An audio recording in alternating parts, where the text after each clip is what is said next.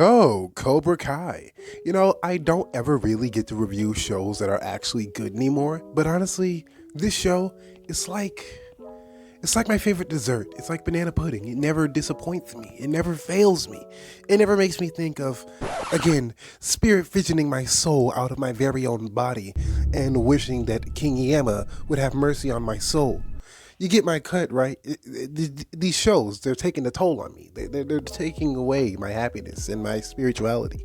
So this season pretty much picks up exactly where the other one left off, where, Miguel left to Mexico, I believe.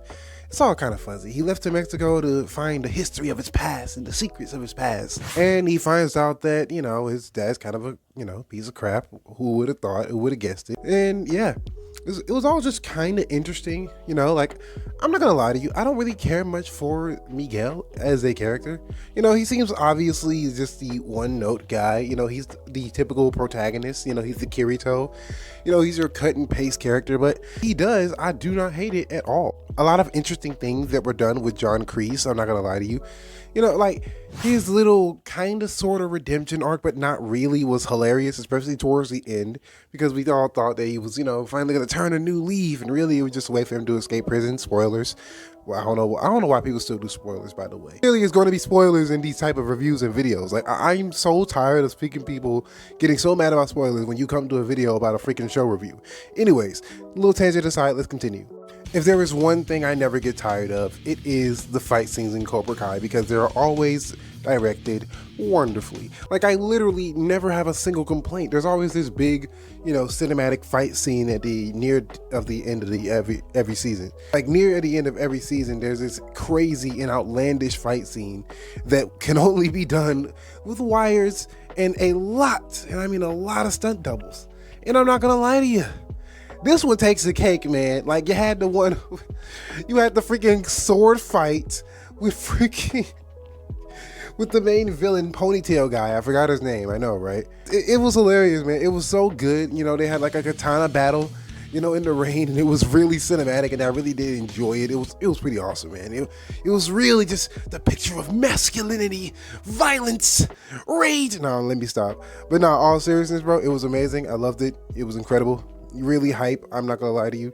I will say the plot armor, though, is honestly annoying to me. And if you know what I'm talking about, you know what I'm talking about. I do feel like, the stereotype with the one bully from, the former Karate Kid's past, the Asian guy, they lean very hard in the Asian stereotypes. And I'm not gonna lie to you, it was pretty hard to ignore. It was like very in your face with it. I don't know what's up with the director. I don't know who signed off on this, but it's kind of racist. I ain't gonna lie to you. It's a little racially motivated, clearly, obviously.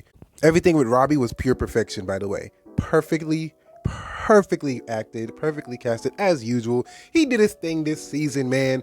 He gave me just enough of the guy. Not much of Tori, though, unfortunately. Like, the little bits we had was great, but it wasn't much. It wasn't really anything I could really fully engross myself into, because, yeah, and I like Peyton List's character, Tori, a lot, honestly, like very much a lot. Like, she's pretty much my favorite actor in this show. I mean, come on, can you blame me? Freaking kill me. Anthony LaRusso's character was honestly whatever. Like, honestly, I did not care. And honestly, unfortunately, Nicole Brown, her character doesn't really have much to do.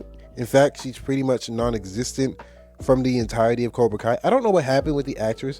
That's what I've noticed. A lot of plus size actresses who are part of these, very popular shows, they love to just, up and leave through mysterious means.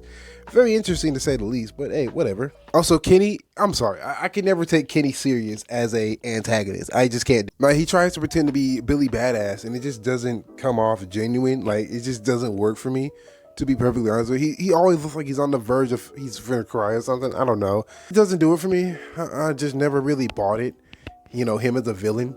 Also, Stingray had actually a kind of redeeming moment in a way. Like, it wasn't bad. I actually prefer Stingray's character, and no, I'm not joking. He was great, not too much of him, not too little, just the right amount. It was perfection. He didn't get on my nerves as he did last season, which is honestly an achievement in itself. Johnny Lawrence, I am not going to lie to you. He stole the show this freaking season. I can't even lie to you. Everything about this guy, I love. Honestly, I was kind of like, apprehensive at first. I didn't want to just say it, because I was more of a fan of, his boy, the fallen son, Anakin, the wayward son who's lost his way. I was a fan of his character, but I'm not going to lie to you, man. Man, this guy stole the show.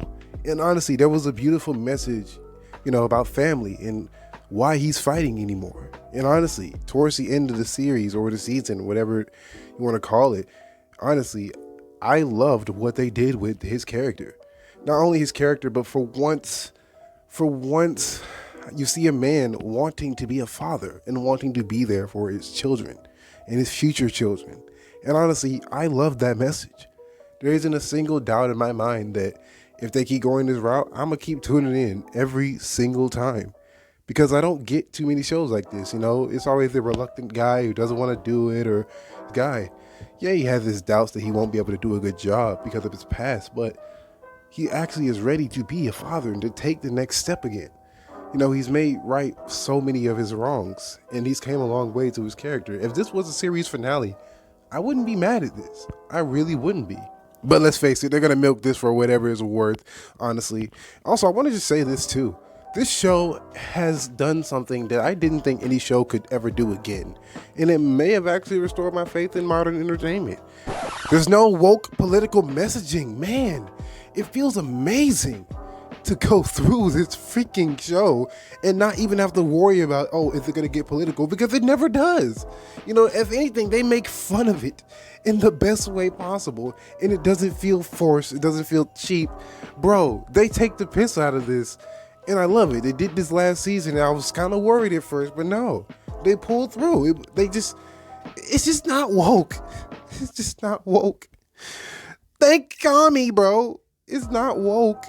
But yeah, man, I enjoyed this season of Cobra Kai. Let me know your thoughts in the comments below. Like, comment, share, subscribe to all the good stuff, and I will see y'all in the next video. Peace.